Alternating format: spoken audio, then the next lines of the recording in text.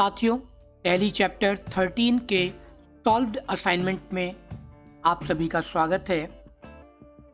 Question number 1 state true और false में आपको पहला क्वेश्चन मिल रहा है 1.1 we can use range in day book.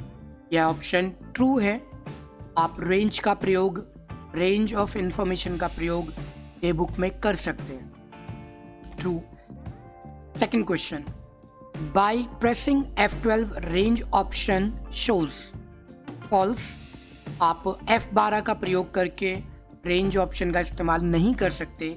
इसके लिए आपको Alt F12 का प्रयोग करना होगा। F12 से तो कंपनी कॉन्फ़िगरेशन का ऑप्शन अवेलेबल होता है।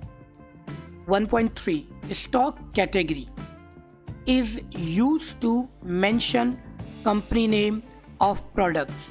यह बिल्कुल सही है। आमतौर पर स्टॉक कैटेगरी का इस्तेमाल साथियों हमारी टैली में कंपनी का नाम मेंशन करने के लिए लिया जाता है। आप कोई और भी सेकंड लेवल इंफॉर्मेशन प्रोडक्ट के बारे में मेंशन करना चाहते हैं तो वो भी आप स्टॉक कैटेगरी में कर सकते हैं। 1.4 we can create stock category while creating stock item।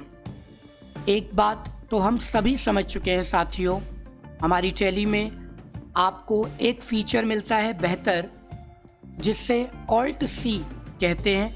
Alt C के माध्यम से आप किसी भी स्क्रीन पर कुछ भी क्रिएट कर सकते हैं अगर उसका ऑप्शन अवेलेबल है तो। जैसे वाउचर में लेजर, वाउचर में स्टॉक आइटम में ग्रुप, यूनिट, स्टॉक कैटेगरी, कुछ भी आप क्रिएट कर सकते हैं Alt C के माध्यम से। 1.5 we must create stock category in Tally. False. यह बिल्कुल भी मैंडेटरी नहीं है सॉफ्टवेयर में कि आपको स्टॉक कैटेगरी बनानी ही है तभी एंट्री हो पाएगी। Question number 2 MCQ 2.1 What is the key to activate stock category? Stock category को एक्टिवेट करने के लिए C ऑप्शन का चुनाव करें F11, क्योंकि यह इन्वेंट्री से रिलेटेड ऑप्शन है, इसलिए F11। 2.2 What is the key to show range option? हम ऊपर चर्चा कर चुके हैं साथियों, टैली में आपको Alt F12 ऑप्शन का प्रयोग करना है रेंज ऑप्शन डिस्प्ले कराने के लिए। 2.3 what is the key to change period in Tally. Tally में एक तो डेट और एक पीरियड होता है, तो डेट के लिए आप F2 करते हैं, लेकिन इस ऑप्शन में पीरियड को पूछा गया है तो Alt F2 का प्रयोग करके हम पीरियड बदलते हैं।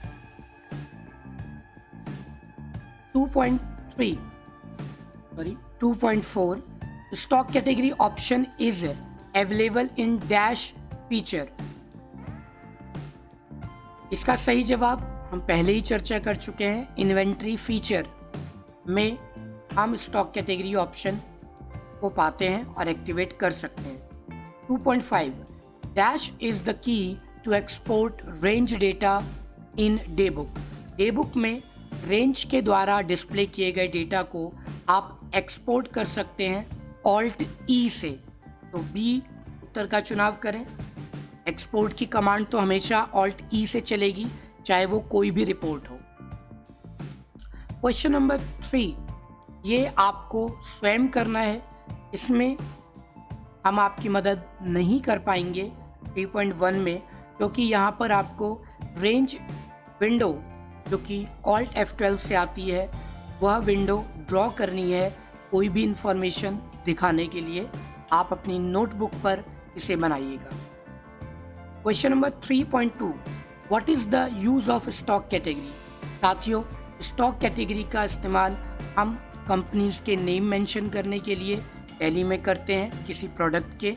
जैसे कि हमारे पास DVD प्लेयर है LG का, LG स्टॉक कैटेगरी में मेंशन कर सकते हैं, या कुछ और डिटेल जैसे कि DVD प्लेयर आपके पास कई तरह के होंगे, जैसे टेलीविज़न आपके पास एलसीडी होता है, एलईडी होता है, तो वो एलसीडी, एलईडी खास तरीके की कैटेगरी भी आप स्टॉक कैटेगरी में मेंशन कर सकते हैं।